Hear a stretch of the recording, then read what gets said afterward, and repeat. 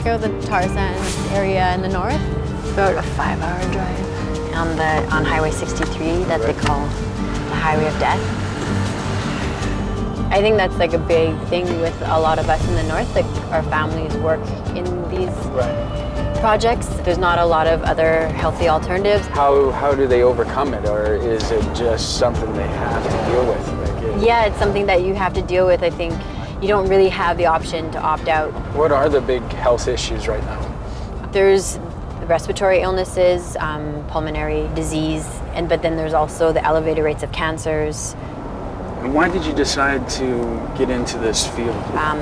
Was originally doing my master's in environmental studies and was focusing on tar sands because of realizing how massive the tar sands was becoming, and the lack of dialogue about the impacts on communities, on family. And so I decided to work on this full time because I realized it's not really going to go away, and so there needs to be more voices of concern because we're already seeing detrimental impacts to the land and to the water and to the people. So we are coming up to an area that they've reclaimed. It's not certified reclaimed, so that doesn't mean that the government certified it, but it's kind of a testing ground for reclamation. It's a tree farm over there, but there's still tailing ponds to our right here and the refinery. And this is where bison sometimes actually graze. It's a little bit questionable. I don't know if there should be like animals that are made to live in this area where you can actually see the emissions.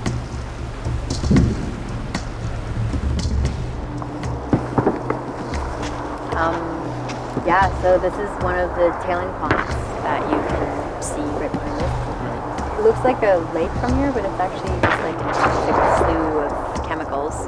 Now I hear these gunshots, but they're not gunshots. What are they? No, that's a propane cannon. That's actually a bird deterrent for the wildlife not to stay here, not to be here. This tailing pit has polyaromatic hydrocarbons, some synthetic acids, cyanide, mercury, lead, and heavy metals. So it's a toxic sludge. Just on the other side of those tailing ponds where that tree line is, that's where the Athabasca is. And so these are really close to fresh water that's people use for drinking water. And that makes a lot of sense with people having elevated rates of cancers or finding fish that have tumors or like lesions. So right now we're gonna go meet Crystal Lehman, who's from the Beaver Lake Cree First Nation. Their community actually currently has a court case that is challenging the Canadian Alberta government on violations of treaty rights. Crystal Lehman is from the Beaver Lake Cree Nation and a leading voice in her community's fight against oil sands encroachment. So this is a map of our traditional hunting territory. You see the red here. Within that territory, there's all of these leases. So this is like every major oil company in the world is like right here in our territory. So this road that we're going in on, this is the only road that we really can't get in trouble for being on. It's a public road. And these lease roads are monitored by security. And it's not uncommon for security to stop you and basically like literally interrogate you. Like, what are you doing here? Who are you? Let me see some ID. How do they have the jurisdiction to pull anybody over? They're not the cops. I don't understand that. They're not RCMP. Yeah. It's like trespassing. So here I am within my traditional hunting territory as a Beaver Lake Cree Indigenous person, and I'm trespassing on my own territory. The court case you're talking about, can you tell me what's happening with that? So in 2008, the former chief of the Beaver Lake Cree Nation, which is my uncle Al Lehman, along with the leadership, filed a statement of claim to the Alberta Court of Queen's Bench. He cited 17,000 treaty infringements, basically 17,000 leases to big oil within our traditional hunting territory. Okay, so we're gonna go left off the road here onto a lease road. This road is leased to, let's see, what does it say, Petrobank? Is that it? Yeah, that's a security gate. What should we do? So I think, Melina, we need to turn around here. If you choose to drive past that gate without stopping,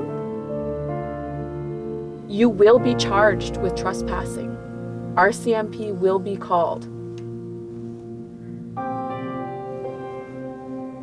And that's not okay.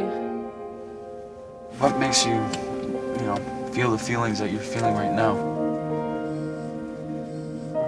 Because my grandpas used to trap up here. This is where they used to come to feed their families, to make a living. And now here we are in a time where we can't even get out on the side of the road. Like, I'm sitting here wondering who's gonna come up on us, who's gonna come and stop us.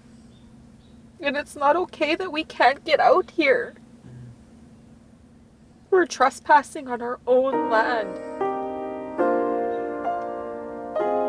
And I think about my uncle and how sick this whole thing made him. And I get it.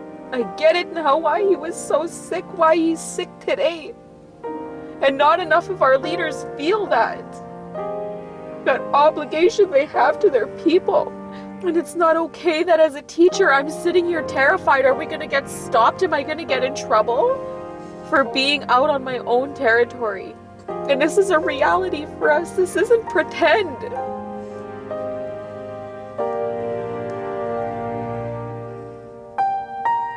It's hard.